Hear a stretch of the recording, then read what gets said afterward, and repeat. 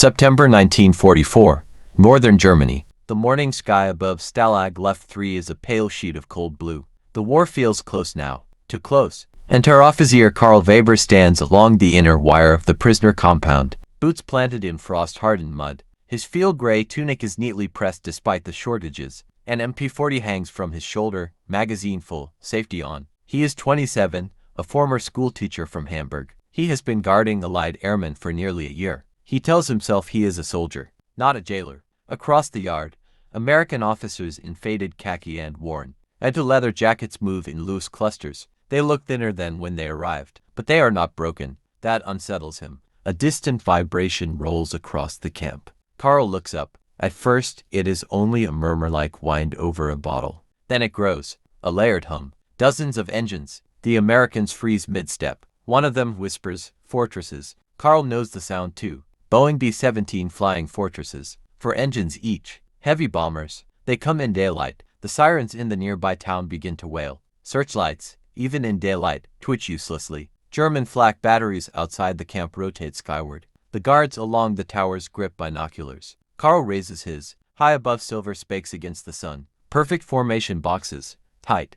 Disciplined. The Americans along the fence do not cheer. They simply watch. Karl scans the sky and feels something unfamiliar. Fear. The first black flak bursts bloom among the bombers' dark flowers punching open the sky. Smoke puffs scatter between the formations. One fortress jolts. Smoke trails from its wing. Another dips slightly corrects. Then it happens. Two B-17s in the high formation drift closer. Karl narrows his eyes. One has lost an engine. Its right wing wobbles under strain. The formation shifts around it but not fast enough. For a second, they hang impossibly close. Then metal kisses metal. The impact is silent from this distance but visible. The tail of one fortress shears off in a violent flash of aluminum. The second bomber rolls, wing torn open. Debris scattering like confetti across the sky. American prisoners gasp. Karl's throat tightens. The tailless B-17 hangs in the air, absurdly intact for a heartbeat. Then it begins to spin. The other bomber breaks apart mid-roll. A wing folds. Fuel ignites in a sudden orange bloom.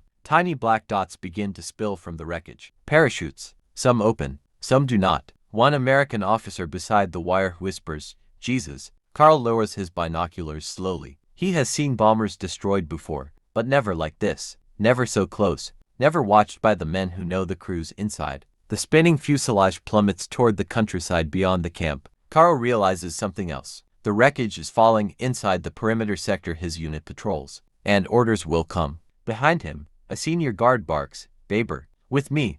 Recovery detail." The alarm fades, but the sky still burns. Karl runs. Boots hammer frozen ground as he and 6 other guards move beyond the outer wire, past the warning signs and into open farmland. The air smells of cordite and smoke drifting from distant flak batteries. Above them, parachutes float down in eerie silence, white silk against pale sky. One chute collapses hard in a field ahead. Spread out. The sergeant orders. Karl grips his MP40 tighter. He tells himself the same thing he always does. These men are enemy airmen. They bomb our cities. Hamburg still smolders in his memory. His mother's apartment reduced to brick dust. Firestorms that sucked the air from streets. But the figure struggling in the wheat stubble ahead looks less like a monster and more like a boy. The American lies tangled in silk. His flight suit is olive drab, torn at the knee. A Mae Westlife vest hangs deflated around his chest. His face is streaked with soot. Blood trickles from his hairline. Karl approaches cautiously. The American sees the uniforms and freezes. His hand moves instinctively toward a sidearm that isn't there. Officers' pistols are confiscated in the air war now. The Geneva rules still breathe here, barely. "Nix Bugen," Karl says quietly. "Don't move." The American raises both hands. He can't be older than 22. Karl notices the wings pinned to his chest, silver, bombardier. Another parachute slams into the far hedgerow. A second American shouts in pain. The sergeant waves to men away. "Secure them, quickly." Karl kneels and begins cutting the silk harness with his issued knife. His hands work automatically. The American watches him with wide, stunned eyes. Up close, Karl sees something else. The bombardier is shaking. Not from cold, from shock. What happened? The American mutters, dazed. "God. What happened?" Karl hesitates. He saw it. The collision. The tail gone. Men falling without parachutes. "You collided." Karl answers in stiff English. "Two aircraft." The American closes his eyes. For a moment, He looks like he might break apart entirely. Behind them, a column of black smoke rises beyond a tree line. One of the bombers has struck the earth. Then comes another sound. Gunfire. Sharp. Close. Karl's head snaps up. From the direction of the village road, Volkssturm militia are already arriving. Older men. Boys, armed with hunting rifles and fury. They have seen their homes burn. They have buried children. The sergeant curses. Hurry. The second American, limping badly, is being dragged upright. Blood stains his boot. The villagers are shouting now. Martyr. Murderers. Karl feels the shift in the air. This is no longer about prisoners. It is about revenge. The first militia rifle cracks. The bullet strikes dirt near the bombardier's leg. Karl stands between the shooter and the American without thinking. He raises his hand. Halt. But the anger is coming fast down the road. And Karl knows, in this moment, that the sky has sent more than. The second rifle shot comes closer. Dirt sprays across Karl's boots. The Volkssturm men are 20 meters away now, gray-haired veterans of the last war. Factory workers in ill-fitting armbands, boys barely shaving. Their rifles are hunting pieces, old Mausers, anything that fires. Their faces are not disciplined. They are grieving. They burn Lübeck. One shouts, "My sister." Karl steps forward, placing himself squarely between the bombardier and the road. His MP-40 hangs ready but lowered. He does not aim at civilians. Not yet. These men are prisoners of the Luftwaffe. He calls, under military authority. Military. A heavy-set man snarls. Where was your military when our children burned? The words hit harder than the bullets. Karl remembers the night sky over Hamburg orange and roaring. He remembers the air itself on fire. Behind him, the American tries to sit upright. The wounded one groans as another guard supports him. The sergeant whispers urgently, "Weber, move them, now." But the villagers are spreading out, half-circle formation born from instinct, not training. A boy 16 at most levels a rifle at the bombardier's chest. Karl sees the tremor in the boy's hands. This is how massacres begin. He steps forward, raising his voice. You shoot now, you answer to Berlin. Court-martial. Execution. It is partly a lie. Authority is thinning everywhere, but uniforms still carry weight. For a second, uncertainty ripples through the militia. Then another sound cuts through the tension. An engine. A Kübelwagen bounces down the dirt road behind the villagers, Feldgendarmerie, military police. Their gorget plates glint at their throats. The senior MP stands in the vehicle, pistol drawn. What is happening here? Karl does not look back. Recovery of Allied aircrew. Civilians interfering. The MP's gaze sweeps over the rifles aimed at prisoners. His jaw tightens. This is a military matter, he says flatly. Disperse. The heavy-set villager hesitates, then lowers his weapon slowly. One by one, the rifles dip. The boy's barrel wavers last. Karl exhales for the first time in minutes. The bombardier behind him whispers, "You didn't have to." Karl ignores him. Orders are orders. Prisoners are to be processed, interrogated, catalogued, not executed in a field. The wounded American stumbles as they move him toward the road. Blood darkens his trouser leg. Shrapnel, perhaps from the collision. Karl walks beside the bombardier. Close enough to prevent escape but far enough not to touch. What is your name? Karl asks quietly, almost against his will. Lieutenant James Carter, the American answers. His voice shakes. Bombardier. 100th Bomb Group. Karl nods once. In the distance, smoke from the crash thickens. There will be bodies there. Burned metal. Identification tags fused to bone. And somewhere among the wreckage, answers about why two bombers met in the sky like that. As they reach the Kübelwagen, another guard points upward. More parachutes are drifting down. The crash site burns beyond the tree line. Karl smells it before he sees it. Fuel. Scorched earth. Something heavier beneath it. The Kübelwagen stops short of the impact crater. Heat rolls across the field in waves. What remains of the B-17 is scattered in a wide arc. A wing lies inverted against a hedgerow, its white star half blackened by fire. The fuselage is split open like a gutted animal. Ammunition cooks off inside with sharp metallic pops. Karl steps out slowly. Recovery detail. He has done this before, but never after watching the collision itself. Feldgendarmerie secure the perimeter. A Luftwaffe officer with a clipboard begins barking instructions. Tags. Documents. Confirm numbers. We need identification. Karl approaches the shattered midsection. Twisted aluminum creaks as it cools. Inside the wreckage, he sees them. Two bodies near the radio compartment. One still strapped into a seat, headset melted against his skull. Another thrown halfway through the torn fuselage wall. Karl swallows. Check for survivors. The sergeant orders. The words feel mechanical. Survivors. From this. Carl climbs carefully over debris. His boots crunch broken plexiglass from the nose cone. The Norden bombsight housing is shattered, delicate machinery exposed like ribs. He freezes. Movement. A faint sound beneath the collapsed section of fuselage. He crouches, pushing aside a sheet of buckled aluminum. It burns his glove. Underneath, pinned beneath structural framing, lies a crewman in a torn sheepskin-lined jacket. His oxygen mask dangles uselessly at his throat. Blood runs from his ear. The American's eyes flutter open. Alive, Carl calls out. Senator. The crewman tries to speak. Only air escapes. Carl kneels beside him. The Manchester rises shallowly. One arm is bent wrong. The lower fuselage beam traps his leg. He sees the rank patch. Staff Sergeant. Waist gunner. Carl grips the metal frame and strains. It does not move. The American's eyes focus briefly on Carl's face. There is no hatred there, only confusion. Above them, another explosion cracks as ammunition ignites. Sparks rain down. Pull back. Someone shouts. Carl ignores it. He wedges his rifle under the beam for leverage. The wood stock splinters as he pushes. Muscles burn. The metal shifts a fraction. The sergeant appears beside him. Together they lift enough to drag the wounded gunner free. The American screams once raw.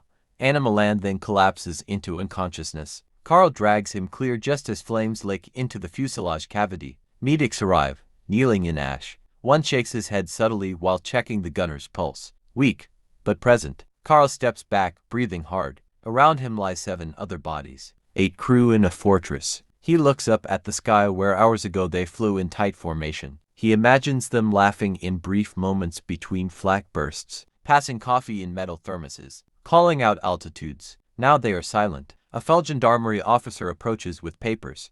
The ambulance truck rattles toward the camp infirmary, its canvas side snapping in the wind. Carl sits in the back beside the wounded waist gunner. The American's face is gray beneath streaks of soot. A medic presses gauze against his ear while another secures a splint to the shattered arm. Every bump in the road pulls a low moan from his throat. Across from them sits Lieutenant James Carter, hands bound loosely with cord. His bombardier wings are bent, one edge blackened from smoke. He keeps his eyes on the injured man. That's Murphy, Carter says quietly. He jokes too much. Carl says nothing. The truck passes through the gates of Stalag Luft III.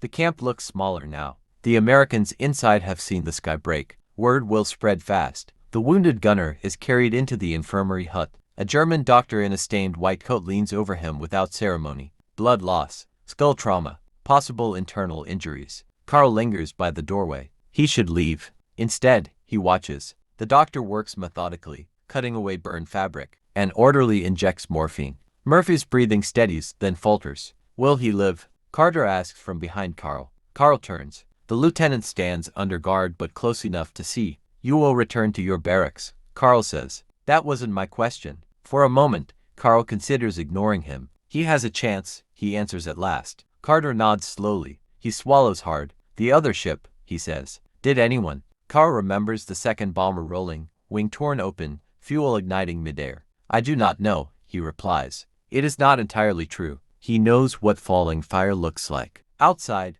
the camp loudspeaker crackles with orders. Roll call adjustments. 2 new prisoners processed. 1 severely wounded. Carl escorts Carter toward the compound gate. As they walk, American officers along the fence study Carter's face. They read answers there without words. How many? Someone asks. Carter shakes his head once. Silence spreads through the yard like fog. Carl stops at the gate. The British senior officer inside steps forward to receive the prisoner formally. Posture rigid despite frayed uniform. We expect treatment according to convention, the officer says evenly. Carl meets his gaze. He has received medical care. For a brief second, there is something like mutual understanding. Not friendship. Recognition. As Carter passes through the gate, he turns slightly toward Carl. You stood in front of them, he says under his breath. Back there? Carl does not respond. The gate clangs shut. Evening settles over the camp. The sky that carried bombers now glows with a quiet, deceptive peace. A guard in the tower lights a cigarette.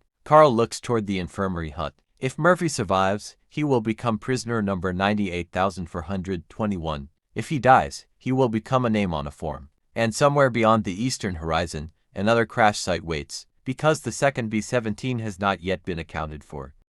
Dawn comes with fog. Carl rides in the back of a Wehrmacht truck heading east. Toward the second crash site, the engine groans over rutted roads. Frost clings to harvested fields. Somewhere beyond the mist, a bomber fell out of the sky yesterday. The Feldgendarmerie officer beside him studies a map. Witness reports say it came down near the forest edge, he mutters. Large fire? Carl nods but says nothing. He cannot shake the image of the collision. The slow drift, the impossible closeness. He replays it in his mind like a lesson gone wrong. The truck slows. They smell the smoke before they see it. This crash is different. The B-17 lies mostly intact in a shallow clearing, nose buried in soft earth. One wing snapped cleanly, but the fuselage remains recognizable. The white star is scorched but visible, and there are civilians here already. Not a mob this time. Women. 3 of them stand at the edge of the clearing, headscarves pulled tight, coats buttoned against the cold. One holds a bucket of water, another a blanket. Their faces are pale but steady.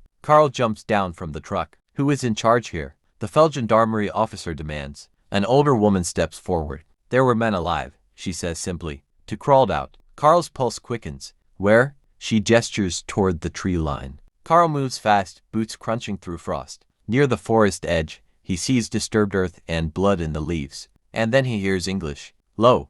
Pained. He pushes through branches and finds them. 2 American airmen sit propped against a fallen log. One clutches his side. Dark blood seeps between his fingers. The other's face is burned along one cheek, blistered and raw. Their parachutes lie half hidden under brush. Between them kneels the youngest of the village women, no older than 20. She presses the blanket around their shoulders. When she sees Carl's uniform, she stiffens. They were freezing, she says quickly. They would have died. Carl looks at the Americans. One stares back at him, eyes defiant despite the pain. The other can barely lift his head. You understand what happens to those who help enemy airmen, the Feldgendarmerie officer says sharply behind him. The young woman does not lower her gaze. I understand they are human. The words hang in the cold air. Carl feels something shift inside him. Yesterday, villagers wanted blood. Today, villagers offer water. He steps forward and kneels before the wounded Americans. You are prisoners of war, he says in English. You will be treated. The burned airman gives a weak laugh. Lucky us. Carl signals the medics. As they lift the men onto stretchers, the young woman watches silently. Her hands tremble now that the danger has passed. Carl stands. What is your name? He asks her quietly. Anna, she replies. He nods once. Behind him, the broken bomber rests in the clearing like a wounded animal that somehow survived the fall. The B-17s collided at 25,000 feet. The truck jolts as it carries the 2 new prisoners back toward Stalag Luft III. Carl sits opposite them again. The burned airman stares at him through one good eye. The other is swollen nearly shut. His name, taken from his tags, is Technical Sergeant Robert Hale, ball turret gunner, the second man navigator. Lieutenant Daniel Brooks fades in and out of consciousness, a bandage tied around his ribs. Anna's blanket is still wrapped around Hale's shoulders. Carl notices that. He should have ordered it returned. He did not. You let her help us, Hale says quietly. Carl meets his gaze. She helped before we arrived. That's not what I meant. The truck hits a rut. Brooks groans sharply. Carl leans forward instinctively, steadying the stretcher before it slides. The motion surprises even him. You shot down cities, he says after a moment. You burned them. Hale's jaw tightens. You started the war. The words sit between them like live ammunition. Carl considers arguing. He thinks of Hamburg again, of sirens and walls of flame, of his younger sister's photograph recovered from rubble. Instead, he says nothing, because he remembers the collision. He remembers how small the bombers looked when they touched, how fragile. The truck passes through the camp gates. American prisoners gather quickly, tension rising as stretchers are unloaded. British officers step forward, demanding medical reports. Guards hold them back just enough to maintain order. Carl walks beside Hale toward the infirmary. Did you see it? Hale asks suddenly. The collision. Carl nods once. Hale's face hardens. That was Charlie's ship, Captain Lawson's crew. We were in high box. Engine 3 was out. They told us to hold formation. His voice cracks slightly. He couldn't hold it. Carl hears something in the tone, not accusation. Guilt. We train not to break formation, Hale continues. You drift. You open a hole. Fighters come through. So he held it. Carl understands formation discipline. Luftwaffe pilots speak the same language in different words. So he died holding position, Carl says.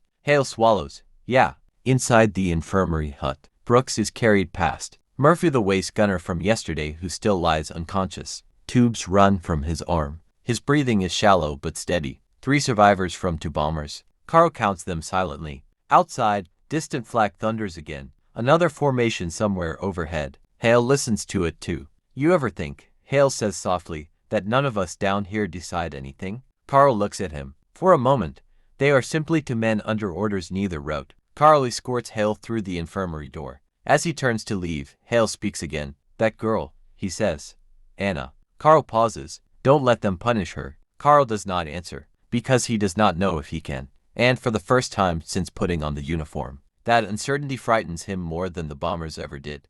That night, the camp does not sleep. Searchlights sweep the clouds beyond the wire. The low thud of distant bombing rolls like approaching thunder, then fades again. The war moves in circles overhead. Carl stands watch outside the infirmary hut. Inside, 3 American airmen lie between life and death. Murphy's breathing is steadier now, though he does not wake. Brooks drifts in morphine dreams. Hale sits upright despite orders to rest, staring at nothing. Carl's shift should have ended an hour ago. He remains. Footsteps crunch on gravel behind him. The Feldgendarmerie officer approaches, collar turned up against the cold. We have a report, he says quietly. The girl, Anna. Carl's jaw tightens. She gave aid to enemy combatants before military personnel arrived. That is collaboration. They were wounded, Carl replies. That is not the question. It never is. The mayor will question her in the morning. The officer continues. There may be charges. Carl feels something heavy settle in his chest. What charges? He asked carefully.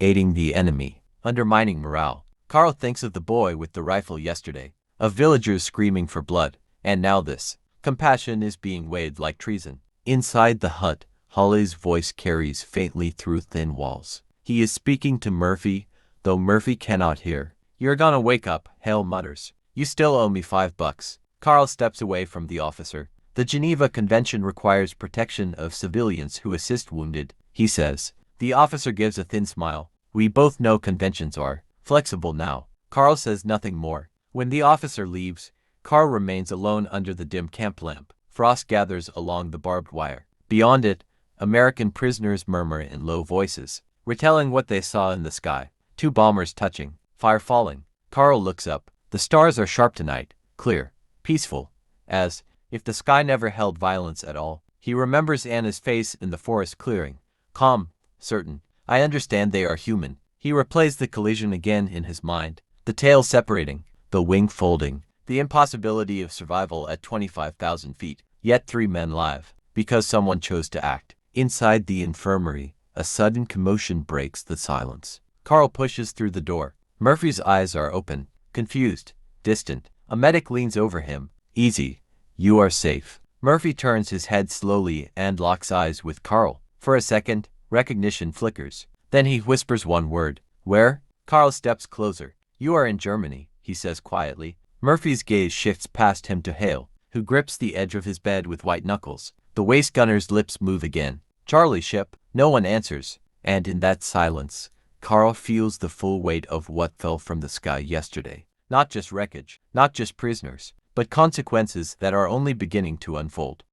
Morning arrives gray and windless. Carl stands outside the small brick municipal building in the nearby village. A faded Reich flag hangs limp above the doorway. Inside, Anna is being questioned. He was not ordered to come. He came anyway. Through the open window, voices carry. You understood they were enemy airmen. The mayor asks, tone clipped, bureaucratic. Yes, Anna replies. And you chose to assist them. They were bleeding. A pause. You could have reported first. They would have died first. Carl closes his eyes briefly. Inside the room, chairs scrape. Papers shuffle. The Feldgendarmerie officer speaks next. Aiding the enemy can be interpreted as weakening the war effort. Anna does not hesitate. If the war requires letting wounded men freeze, then perhaps it is already weak. Carl exhales slowly. He knows that tone. It is not rebellion. It is certainty. The door opens abruptly. The officer steps out, surprised to see Carl. You are not summoned. I am aware. Carl replies evenly. The officer studies him. Your statement confirms she acted before your arrival. Yes. And? Carl feels the weight of uniform and oath pressing against his ribs. She provided temporary warmth and water, he says. No concealment. No escape assistance. When we arrived, she stepped aside immediately. The officer watches him carefully. You are recommending leniency. I am stating facts. A long silence. Inside, Anna sits alone at the wooden table, hands folded, posture straight. She looks smaller here than she did in the forest clearing. Finally, the officer nods once. She will receive a warning. Nothing more. Carl feels tension drain from his shoulders, though he keeps his face neutral. When Anna steps outside minutes later, she sees him. For a second, neither speaks. They told me not to interfere again, she says. Carl nods. You stood up for me, she adds quietly. I described events accurately. A faint smile touches her lips. Of course. The wind stirs dust along the road. In the distance, a faint rumble of engines vibrates the air again. Bombers. Both of them look up instinctively. Far overhead, silver spakes move in disciplined formation. Carl imagines men inside them checking instruments, adjusting oxygen masks, watching for flak. Anna watches too. Will it ever stop? She asks. Carl does not answer, because he no longer knows what stopping looks like. Somewhere behind him, in the camp infirmary, 3 American airmen are breathing because she chose to kneel beside strangers. And somewhere above, more crews are flying towards smoke they cannot yet see. The sky is clear for now, but Carl understands something with painful clarity. The next collision, whether of metal or conscience, may not leave survivors at all. 3 days later, the sky returns. The sirens begin just after noon. Carl stands in the camp yard during roll call when the first flak. Batteries open up beyond the wire. Black bursts climb fast into the cold blue. American prisoners look up in silence. No one cheers anymore. They count. Carl counts too. Formation boxes slide overhead B-17s. Again, tight, disciplined, determined. He feels the vibration through his boots. Inside the infirmary, Murphy is conscious now, propped upright with bandages around his head. Hale sits beside him. Brooks breathes shallow but stable. Carl had checked on them that morning. He does not know why. The first bombs fall somewhere beyond the forest. The ground trembles. A plume of smoke rises near the rail yard east of town. Then the flak finds its mark. A fortress in the lower formation jolts violently. Its left wing erupts in flame. The Americans inside the compound tense as one. Hold together. Someone whispers. The burning bomber begins to fall out of formation. Not spinning. Gliding. Controlled. Carl sees parachutes begin to open behind it, white blossoms against smoke. But the bomber does not empty completely. It keeps descending straight toward the edge of the camp perimeter. Carl's pulse spikes. The damaged B-17 roars lower, engines screaming unevenly. One propeller stops entirely. The nose dips. Inside the yard, prisoners scatter under shouted German orders. Guards run for positions along the fence. The bomber clears the outer wire by meters. It slams into the open field beyond the camp, hard, violent, tearing earth apart in a spray of soil and metal. The shockwave punches through the compound. Windows shatter in the infirmary hut. Carl is already moving. He and other guards sprint toward the smoke column. American prisoners press against the fence, shouting. At the crash site, the nose section is crushed. The tail is intact but twisted. Flames crawl along spilled fuel. Carl hears coughing inside the fuselage. He does not wait for orders. He climbs onto the broken wing, heat searing through his gloves. A crewman crawls from the top hatch, face black with soot. Jump! Carl shouts in English. The man hesitates, seeing the uniform. Jump! Carl repeats. The airman drops. Carl catches his arm, dragging him clear as flames surge behind them. Another figure appears at the hatch, barely able to stand. Below, American prisoners shout through the wire, voices raw with fear. Carl climbs again. The second man collapses halfway out. Carl hooks his arm under the airman's shoulders and pulls with everything left in him. They tumble down together as the fuselage ignites fully. An explosion hurls dirt and smoke into the air. Carl lies on his back, ears ringing. Beside him, the rescued airman coughs violently. Across the field, prisoners and guards alike stare in stunned silence. Carl rolls onto his side and looks up at the sky. More bombers pass overhead, unwavering. He understands something now. At 25,000 feet,